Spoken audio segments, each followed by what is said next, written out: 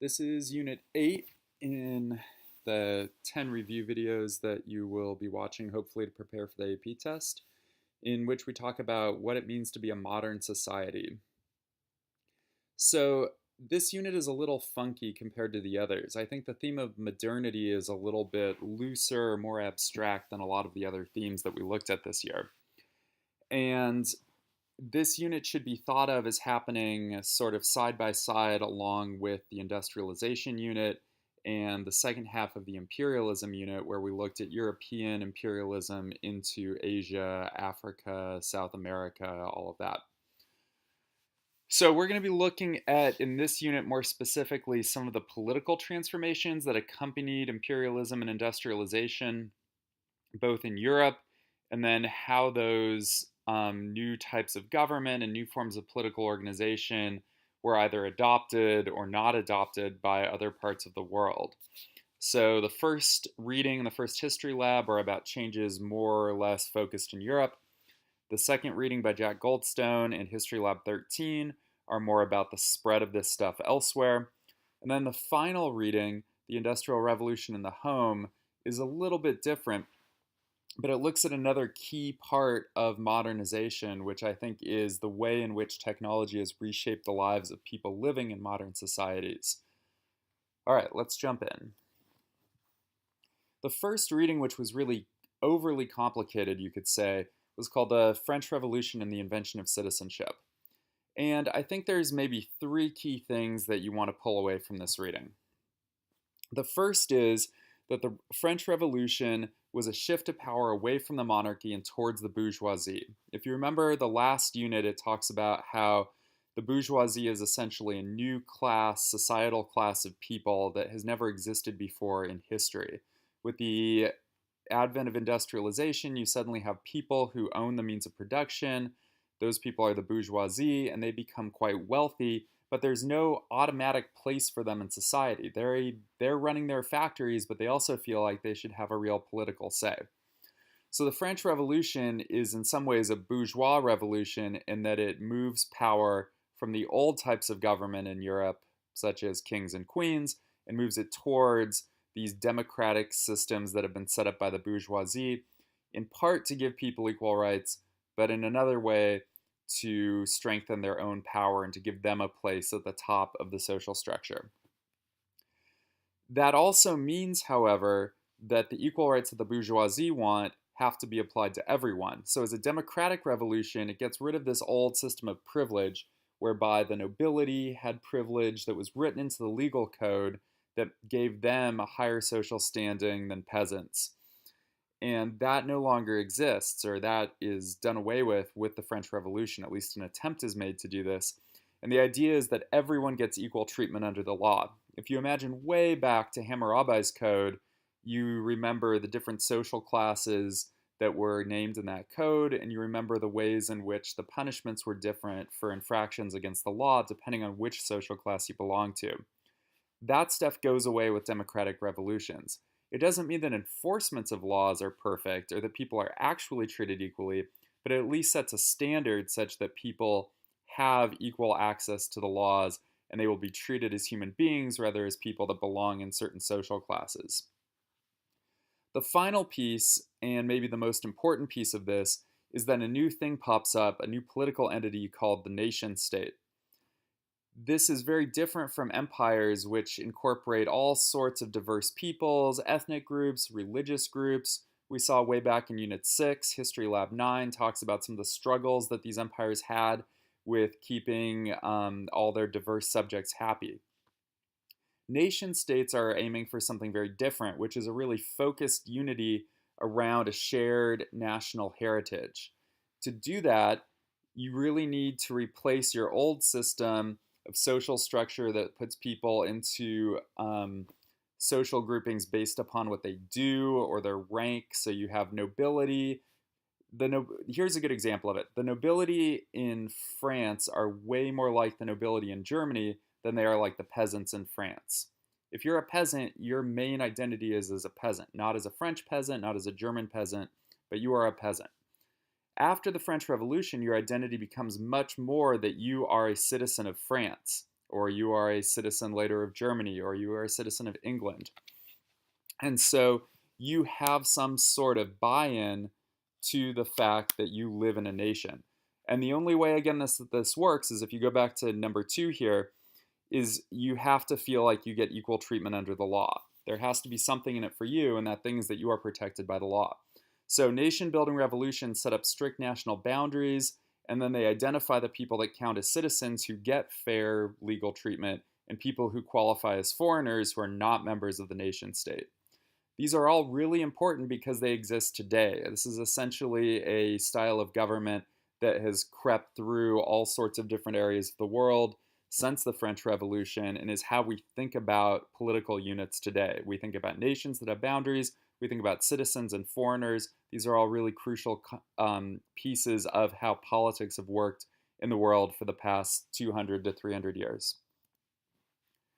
History Lab number 12 digs into some of the ideologies behind nationalism and the nation state and democracy and liberty and all of that stuff. I had you read some of the documents associated with the French Revolution, including the really key document, the French Declaration of the Rights of Man and Citizen. I also had you look at some of the documents that look at women's rights or lack thereof, the lack of rights that slaves had in Frederick Douglass's speech, and then the attempts to create democratic structures in South America from Simón Bolívar. If we are to sum up what this time period is called, typically the name for it is the Enlightenment. And the idea of the Enlightenment, in part, is that rationality and science can be used to improve the human condition.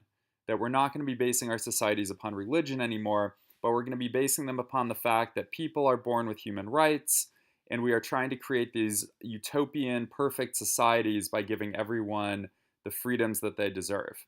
Now, this is hard to do, and during the discussion, there were some important questions raised. One question was, how do you actually define equality and liberty? What sort of equality are we talking about? And even if you can get that far, if you can decide, oh, we're talking about political equality, or we're talking about economic equality, or we're talking that everyone's born equal, but maybe they don't stay equal for very long. Once you've defined equality, then how do you implement that equality? How do you make sure that it actually happens? The same question comes up when you are talking about people who are not really considered full members of society. And this is where the piece about the French Declaration of Rights for Women and the What to the Slave is the 4th of July come into play. What do you do about people like women, people like slaves, who are not considered as fully human, really, at this point in history as European men? And are you really trying to promote equality? Frederick Douglass would suggest that you probably aren't. Olympia de Gouges would probably say that you're not really providing for equality with what you've done here. And so a question arises, which is, are these revolutions about power for everyone, or are they about power for the bourgeoisie and avoiding further revolts from the peasants? Just enough power trickles down, enough equality trickles down that no one is so upset that they're going to revolt again against the government. In the secondary sources in this lab, there was one really interesting one I thought about the idea of empathy and how democracy works because of empathy for other people, abstract people, the idea of suffering in others, or powerlessness in others, or injustice for other people can be felt, and then you do something about it. And democracy works because you have empathy for those around you. You want them to have the same rights that you do. As it turns out, as an addendum to this lab, the Enlightenment was really not a good mix with slavery. And so slavery ends for a variety of reasons, but one big powerful piece of this is it's just fundamentally incompatible with the idea of democracy. They don't work well together. And even though they overlapped in certain areas like the United States for a good 70, 80, 90 years, they just don't work in the long run. At a certain point, they are too incompatible and something's got to give. And in the case of the United States, a civil war gets fought and slavery ends.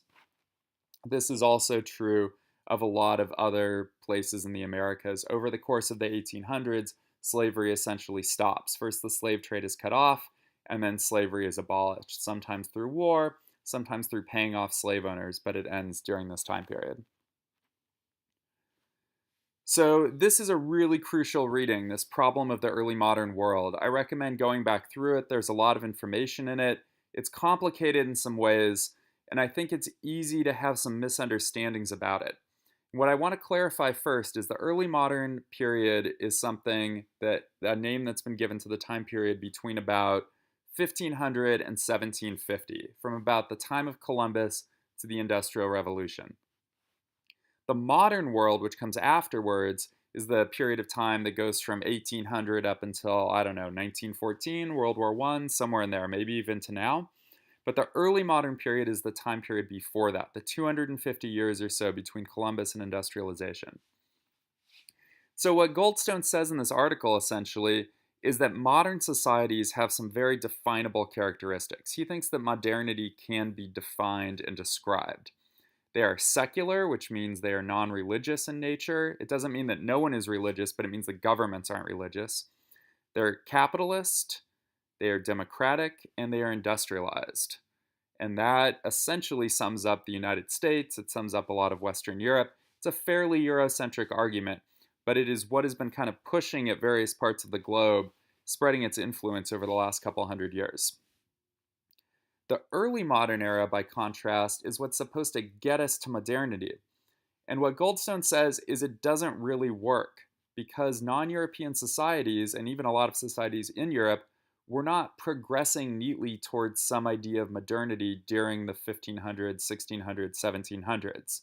They were simply continuing along as they had been for the past 1,000 years in some cases, like in the case of China. And he's saying that there isn't anything really wrong with that.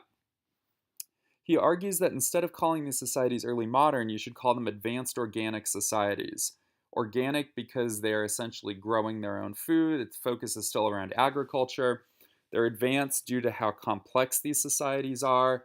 They're not simple, small tribal societies or societies where a big man is taking over. These are huge, complicated empires with bureaucracies, with enormous territorial reach.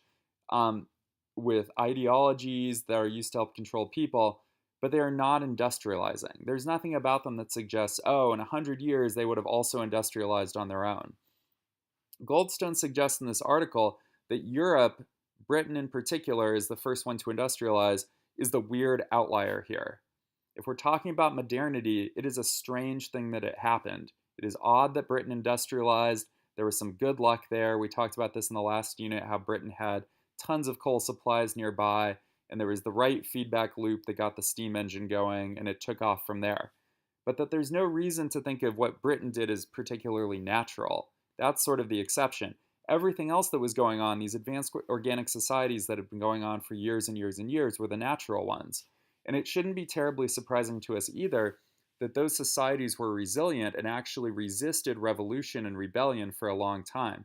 Goldstone points out, he names a bunch of reform movements and rebellions, such as the Taiping Rebellion in China, the Meiji Restoration, which was actually successful in Japan, the Tanzimat reforms in the Ottoman Empire. These things were not terribly successful, with the exception of the Meiji Restoration. And for that reason, these empires did not react quickly to industrialization. They were content to continue as they had been before. This put them at a huge disadvantage, but again, it shouldn't be seen as unusual or strange. History Lab 13 digs into this a little bit more by looking at responses to Western influence, because by the mid to late 1800s, Asian societies were either acutely aware of Western influence, such as in India, which had been colonized to a growing degree by Britain over the past 100 years, or they were starting to feel European influence more and more heavily knocking at their door. In the case of Japan, this actually was the United States knocking at their door, sending a bunch of ships to say, hey, open up and trade with us or else, which eventually brought down the Tokugawa shogunate, which was replaced during the Meiji Restoration. And Japan quickly industrialized. They quickly started trading with European countries and taking on some Western influence. China, on the other hand, did not successfully do this, despite the fact that Chinese and Japanese leaders both saw some benefits to Westernization. They tended to see industrial technology as being really crucial, that it was easy to be left behind, and leaders in both China and Japan saw the danger of ending up like India, of being colonized and being westernized sort of not on their own terms anymore. A lot of these same people and some others saw westernization as a really dangerous cultural threat. And some people like Gandhi even saw industrialization as a cultural threat. They saw industrialization as something that you couldn't really undo. And once you had it, you were in danger of having all the rest of the culture of the West sweep in. So, the result of this basically was that Japan gained a lot of power in East Asia, much more than it had previously. China had, of course, always been the real important power in that region, but China lost a lot of power when they lost the Opium Wars to Britain. They were colonized partly by Britain, more economically than politically, I would say. And India, of course, remained a British colony throughout this time period, although leaders like Gandhi were attempting to rid themselves of control from Britain. This last article, as I said before, is a little bit different. It talks about the industrialization of the home and how the roles of people, particularly women, were changed. If you think back to the last unit, we talked about how women were pushed into factories during the Industrial Revolution. They also became consumers because capitalism only works if you have people buying the stuff that's getting made. And sometimes, a lot of times, you have to create markets for those things because that stuff didn't exist before. You have to convince people of the usefulness of new inventions. The washing machine, the sewing machine. These are all things that people had done by hand previously. And so, advertisers in the early 20th century needed to come up with reasons why you might want to do this stuff. One of the big changes for middle class women, upper class women in the westernized world was that they began to replace the jobs of what had previously been house servants with machines. And this actually made any individual woman's job more difficult because instead of basically being upper management and bossing a lot of other people around who did the work, women were now suddenly a jack of all trades who had to know how to do a little bit of everything, how to work all these machines, and some of them did not actually speed up the tasks very dramatically. So, capitalism, advertisement, and the idea of technology moving not only into factories but into the home really reshaped um, home life for tons of people in the westernized world. When we think of the modern world, we think of living in homes that have tons and tons and tons of accumulated stuff. Things that we've purchased over the years that were made in factories, that were made to be consumable, sometimes disposable, replaceable over time. That is not how people lived in the 1600s. It's nothing close to it. You would have owned maybe a couple of books. You would have made your own clothing. The Industrial Revolution in the home completely changes the nature and relationship that people had to the things that they kept with them. So here's the sample AP question. This, I believe, is pretty close to last year's comparative question on the AP test. I want you to analyze some similarities and differences between two of the following three revolutions listed below. It's worth knowing a few facts and details about these. It's likely that you'll get a question like this. If not the long essay, it's reasonably likely on the short answer you'll get something about revolutions that you need to talk about. So you can pick between the American Revolution that freed the United States from Britain, the French Revolution about the same time, and the Haitian Revolution as well. You might want to pause at this point so that you can work on this without me going ahead to the answers. I'm going to assume now, if you're still listening, that I can go on and talk about some ideas for answers. I just brainstormed a few ideas instead of making a chart. This can be a really good way to get your creative juices going around one of these questions. I tried to pick things where two of the revolutions maybe would have a commonality and one would be different to give me some different ideas about what I might pick and what I could talk about. The biggest difference between these revolutions in my mind is that the Haitian Revolution was a slave rebellion. It was led by slaves who saw all the turmoil back in France and were both inspired by it and saw it as an opportunity to break free. If you remember, the Caribbean was heavily dominated by slave labor to the point where slaves outnumbered plantation owners and other Europeans by oftentimes like a 4-to-1, 5-to-1, maybe even higher ratio. The American and French revolutions, on the other hand, as I said earlier when we talked about the French Revolution, were rebellions by the bourgeoisie against the monarchy. They were led by people who are already close to being among the elite and powerful in the region. People in the American Revolution, like George Washington and Ben Franklin, were quite powerful. They were quite influential. They were very different than people like Toussaint Louverture, who was the leader of the slave rebellion in Haiti. There's then a difference between the French Revolution and the other two, which is the American and Haitian revolutions were about getting rid of colonial rule. They were these colonies who were fighting back against the metropole back in Europe.